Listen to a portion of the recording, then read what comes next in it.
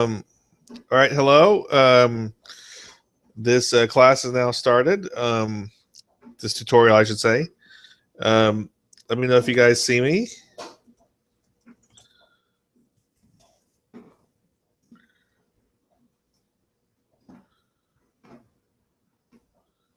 I think the tutorial started. It's showing is live. I just need to verify it is live.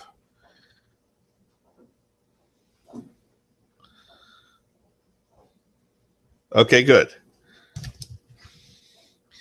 We are live. We are live, and let me increase my font size a little bit more just so, okay. Okay, well, I think that's big enough. Okay.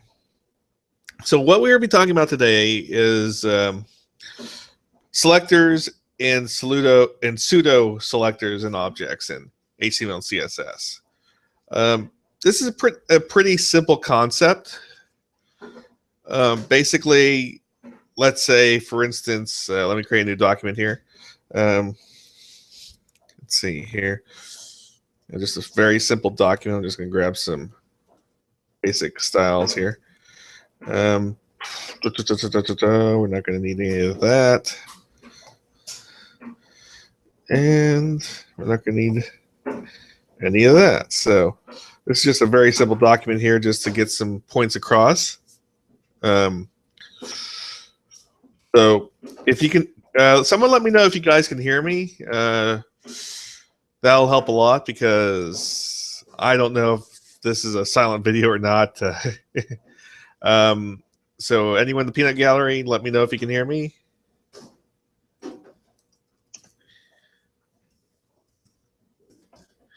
All right.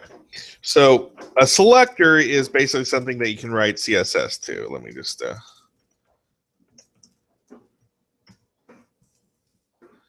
so let's say, for instance, I have a div with an ID of hello and a class of hi.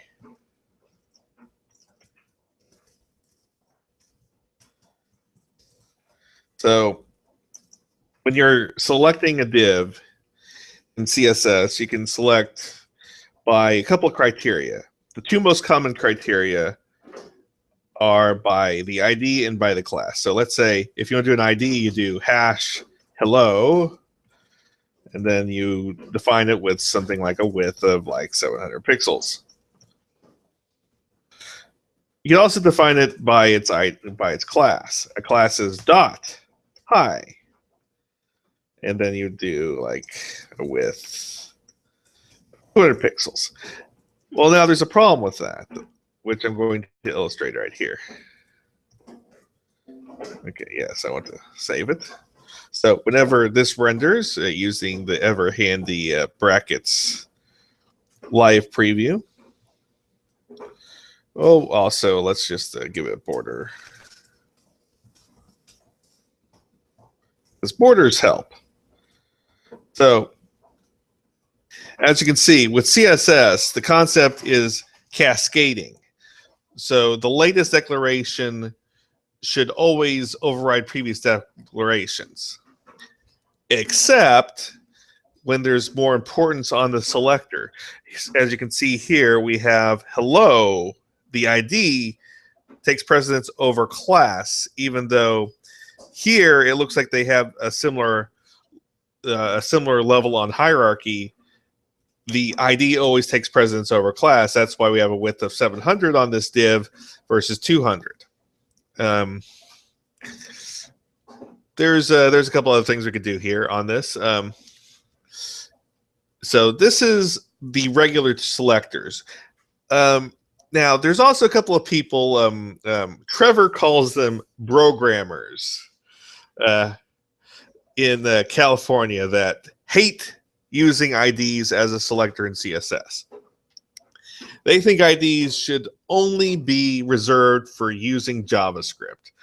That using a selector, using an ID selector in CSS is like the worst thing you can do. You have just drowned 100 puppies, is how they treat it. They say it's not good syntax to use IDs to do styling. Let me tell you why that's wrong. It's in the spec, number one. Number one, it's in the spec. They wouldn't put it in the spec unless they really wanted you to do it. Number two is it doesn't hurt the rendering. You know, it doesn't take extra rendering time to use an ID selector versus a class selector. And then we get to number three. This is why people say it's bad syntax. What happened was 10 years ago, there was a bunch of people in the room once the spec was written. They were looking it over, and the guy with the biggest, thickest beard said to the others, well, we shouldn't ever write IDs. That's bad syntax. And because he had the most impressive beard in the room, the other guys just nodded, oh, yeah, that's a good idea. So here's the thing. I write with IDs all the time, and lightning has yet struck me down. I think IDs are a great way of defining sections on a design for what as a good descriptor of what it is. Pardon me. At least until role takes more precedence or a good final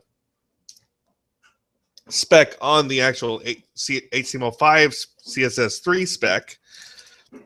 Because right now, role is just a thing that kind of sort of does something, but it's a little bit more cutesy than it is useful right now. So ID is a good descriptor, I think. Also, while we're talking about, like I said, these aren't the only ways you can select something. Pardon me. I need to drink some water here. Okay. Good example of this is, let's say you're styling out a form. A form has HTML that's very hard to style to unless you do what people like to call class soup. And I don't like class soup. Let's say like input type text is a text input type, something that you type into and say like, this is a text input, or input type radio, or input type checkbox. And these are just the standard input types they have. Oh, and by the way, because they want to do something different, text area. So the idea that the people who wrote the spec are infallible is kind of wrong, because if you look at this is like, wait, why does the text area have this completely different tag that the others don't? It's because they didn't think ahead when they wrote the spec. And that's just the God's honest truth about that. So as you can see, these are all the standard I'll explain that later. These are all the standard input types. So let's say you want to style an input type. The best way to do it is inputs are always in a form usually. So form. This is where we're going to go into a pseudo selector. So let's give the form itself an ID, because you should.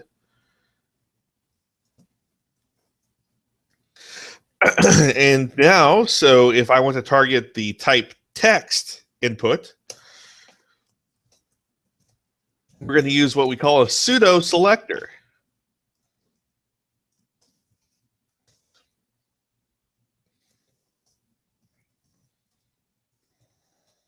Okay.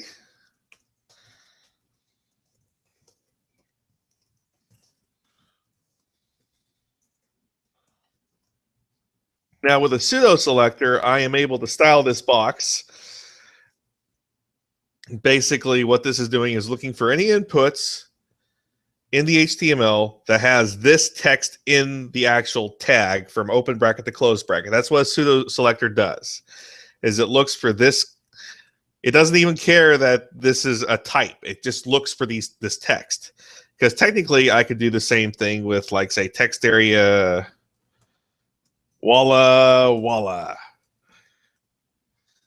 So if text area Walla Walla, I could do form text area Walla Walla. Width 200 pixels. Display block. Height 80 pixels. Border 1 pixel solid. Da da da. And all of a sudden, Walla Walla. Because I have the word Walla Walla here. Now, of course, you shouldn't be doing this in lieu of using classes and IDs, because it actually takes the browser a little bit longer to find the pseudo the declarations versus regular class and ID declarations. It's a very minimal amount, but if you do a lot of it, it starts, it could start causing problems. In theory, I've never seen like huge problems, but again, this isn't the sort of thing where you sort of test this sort of thing out. So, like I said, Walla Walla. Oh boy. So that is a pseudo selector, and that's how pseudo selectors work. And usually pseudo selectors are best used for forms. You can also use it for another little trick, which is the ever-present and rather strange tag of detail summary. Detail summary is this great thing in the HTML5 spec where, okay, let me make sure I spell summary correctly first. So let's say I have a summary of, I think this is a bad idea, ... And then, let's see here. I have in it, yep, it sure is blah, blah, blah. But let me copy blah, blah, blah a couple of hundred times. Okay, now what we have is this. So you're like, where's all that blah, blah, blah? And what's with that arrow here? Well, detail summary works like this. And that's all just natively in HTML5. No longer needing to use expensive JavaScript, jQuery calls, or anything else to do this. So this is great. This is really nice. It saves on having to use scripts to do something that the browser does natively. Now you're like, well, how do pseudo classes come to this? Well, let me show you. Usually in HTML5, the browser assigns a state to the detail summary when you open it. So let me do this. So when you have details open, I want to make the background a different color. So there. But when it's closed, it's back to a different color. Obviously, you don't want it to actually be a dark gray color when it's open, but there's another example of how you can use pseudo classes to, or pseudo selectors, I should say, to do lots of cool things in HTML and CSS. So, like I said, that's pretty cool. Going into the peanut gallery, any comments from the peanut gallery yet? Okay, let's move on then. Another pseudo selector is what we call the diamond selector. Diamond selector is interesting. Diamond selector basically means anything. So with the diamond selector, this is usually used for like doing a CSS reset of the whole page. Basically, every browser, every browser has its own preset sets of CSS and HTML that it forces onto every page, unless of course you have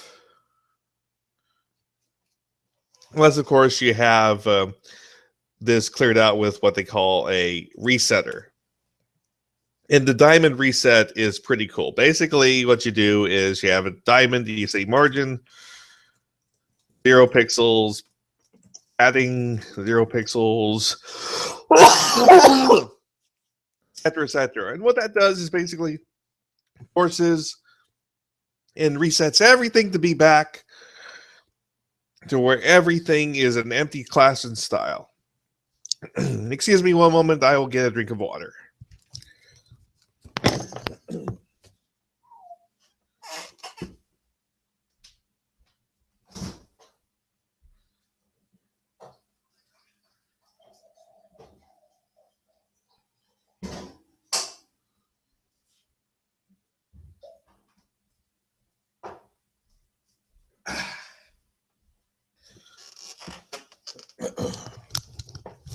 Okay, pardon me, thank you for that. So that's what Diamond Selector can do. But Diamond Selector can also do something else a lot more cool. Let's say you have a div called Worrywart.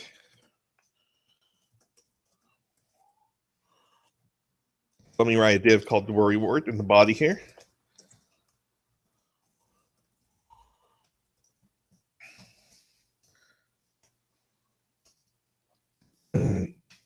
I will mute my mic whenever I walk away, Neil. So I have a div called Worrywart, and let me say I'm going to have some additional body objects in here.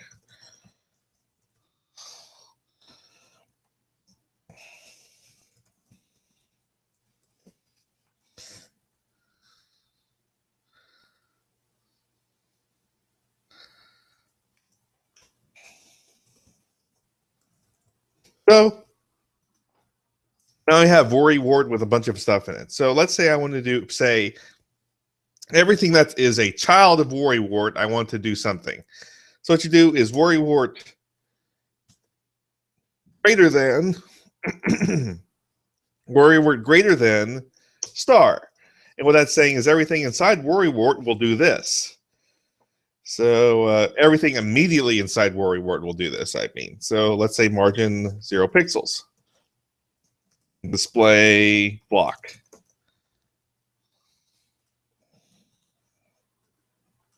And as you can see, everything immediately inside Worrywart has a display block and has a margin of 0. So that's a good way of styling Worrywart. So let's talk a little bit more about other things here. Okay, my sound is breaking up apparently. Let me do some adjustments here.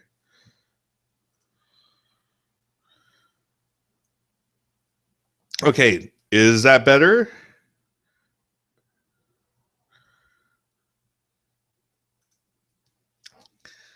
All right, so let's talk about pseudo objects you can style with CSS. Like, here's a great example. Block quote is a great object in CSS because block quote basically allows you to handle quotations like the only thing to fear is fear itself.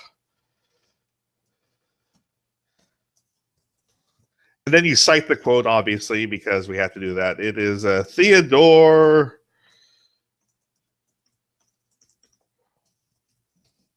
Roosevelt. So the only thing to fear is fear itself. Theodore Roosevelt.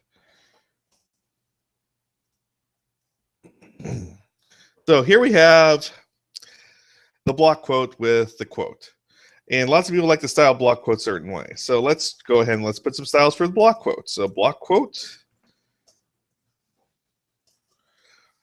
Say block quote, display block, text align center, font size 20 pixels. Okay, that's nice. Let's do some more things to block quote. Let's also talk about the site. Site should be a display block as well. Okay. Nice, nice. Okay, let's make block quote 28 pixels. Let's change the font family to something nice. Something sans serif. Because I like sans serif more than serif. Okay, and now let's change that to, let's make the block quote site sans serif because that looks classier.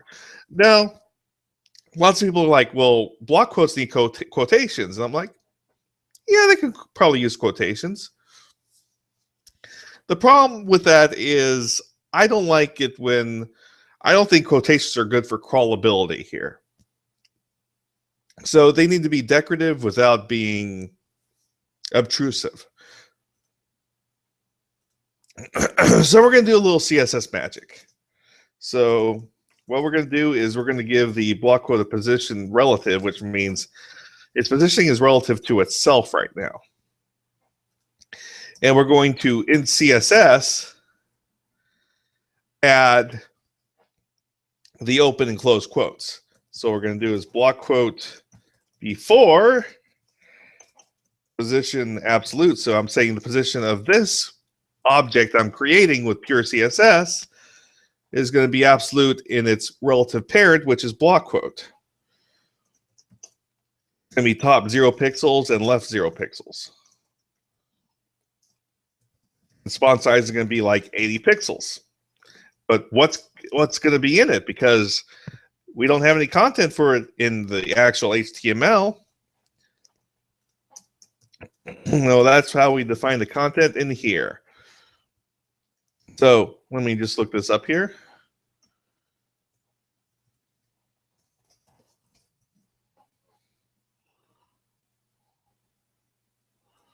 So I'm looking for a right double quote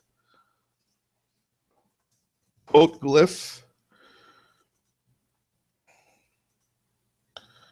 Okay, so let's see here. Left double quote first. Okay, let me do the after. So technically, every CSS object can be 3 objects. It can be the regular object and the before and the after, which you can define in the CSS itself. So let's say right. Pardon me, that adding the right double quote now. And what that does is, boom! How do you like that now? See that?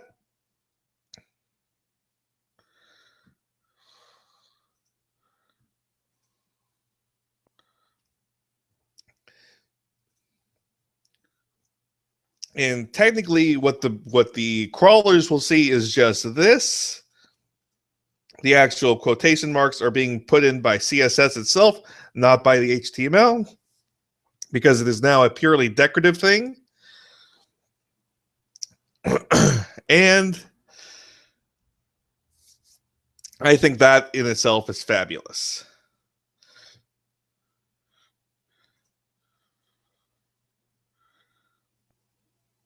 So, as you can see, that's just another little trick I have. I think just makes things a lot easier, especially with block quote. Because honestly, how many times are you hunting for these 2 characters, this open quote and close quote character? Here, you don't have to worry about it ever again. Just put it in the CSS, put whatever you want in the block quote. Never worry about this crap again. Like I said, rather lovely, rather easy. You know, set it and forget it, Ron Popeil. It slices, it dices, juliennes, whatever. So that's a good example of pseudo classes here. So let's take a look again.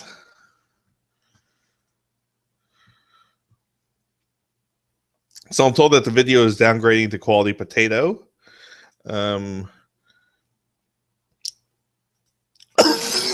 Not sure what I can do about that, but I am trying to make sure it's not going to potato anymore. Let's see. Here we have very good. So let's talk about some other selectors here. So we talked about the class selector, which is what everyone always tells you what to use. So class selector is safe.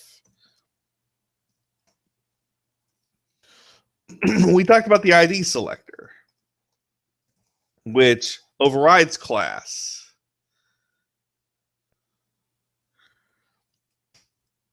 We talked about the Talked about the attribute selector, which reads properties in the actual tag itself, which is kind of nice. I have no idea why I'm coughing so much tonight. I took medication. I should be okay, but obviously seems to be bothering me, which kind of sucks. So we have the attribute selector. We have the pseudo selector.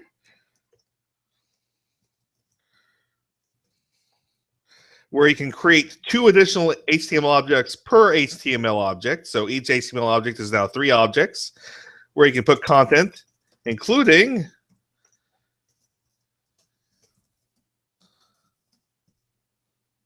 full sentences.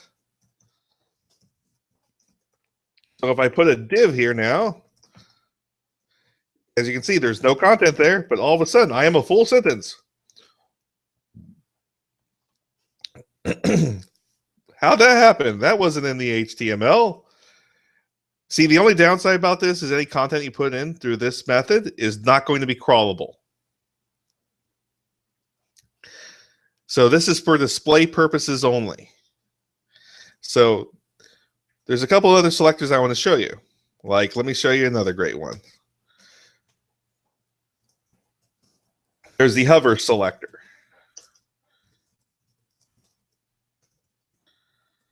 So what the hover selector does is when you hover over an object,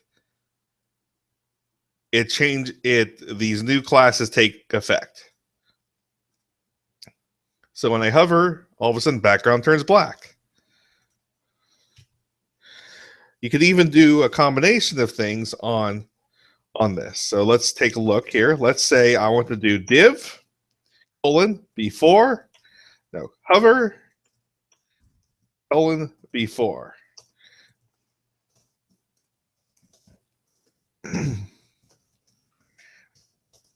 So I am changing the content of the before div based on the hover of the div itself. So I am a full sentence. I am not a number. I am a man. Bonus points for the reference. But this is another way to use HTML and CSS to do lots of custom classing for you. So as you can see, this is like I said, lots of lovely selectors here. And like I said, you can nest these rather deep. Let's talk about nth child. So nth child is a very unique property. It's another pseudo selector. Like, let's say I have an unordered list. Unordered list is a bulleted list, but a bulleted list in HTML does not look like this. Come on, why did it do that? I know why. Stupid plugin. Okay, so this is a bulleted list in HTML does not look like this.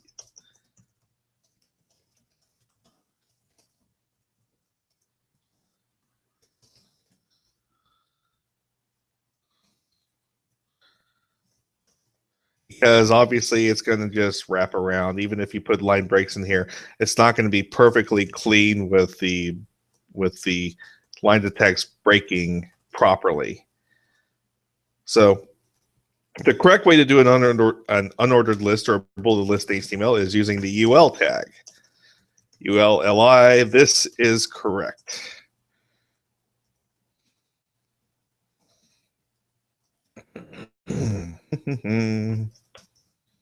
And boom, as you can see, it like pads itself out correctly. It looks nice and clean. So let's talk about nth child. I have 4 bullets on the bulleted list now, right? Let's say I want to make it to where the last item on the bulleted list is a little different. Like, let's say I want to make the last item on the bulleted list different color or even bold. Let's make it bold. So putting a li : last child, font weight bold.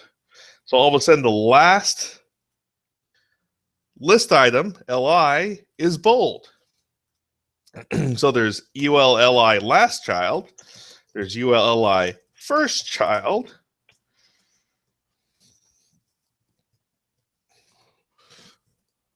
So I'm making font style italic.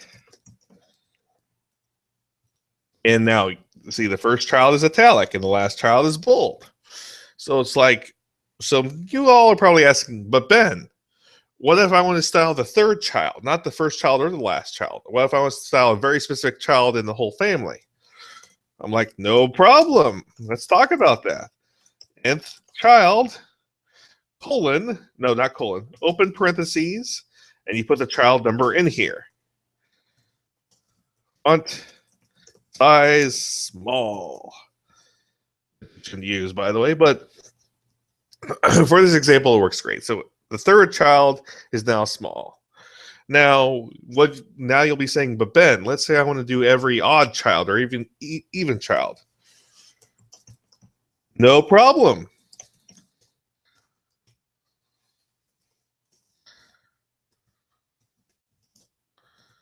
So now every odd child has a top margin. Yep. 1 and 3 now has a top margin. So let's say you want to do every even child.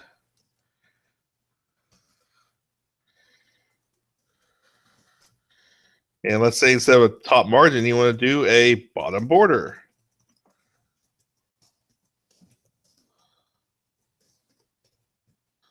And now all of a sudden, boom, the even children have bottom borders, the odd children have top margins. And this is all using what is called in HTML and CSS nth child. Nth child is amazing. It allows lots of really creative ways of writing not only bolded lists, but other repeating items you have in HTML.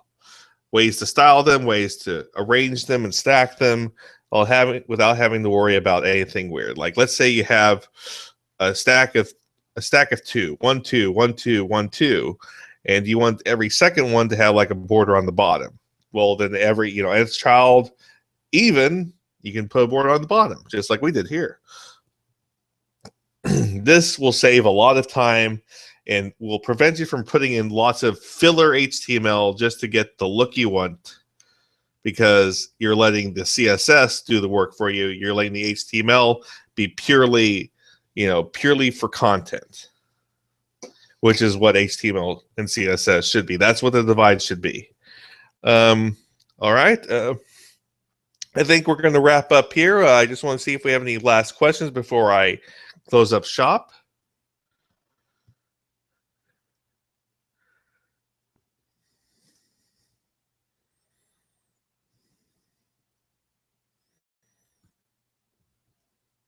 All right, I'm just waiting because there's a delay.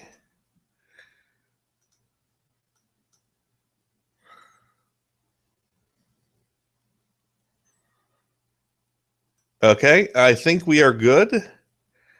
Thanks again for coming and listening. I hope you all learned anything. Well, I hope you all learned something, I should say. Come back next time. I hope we will teach you a little bit more about HTML and CSS and how to code creatively. This is Ben, and good night.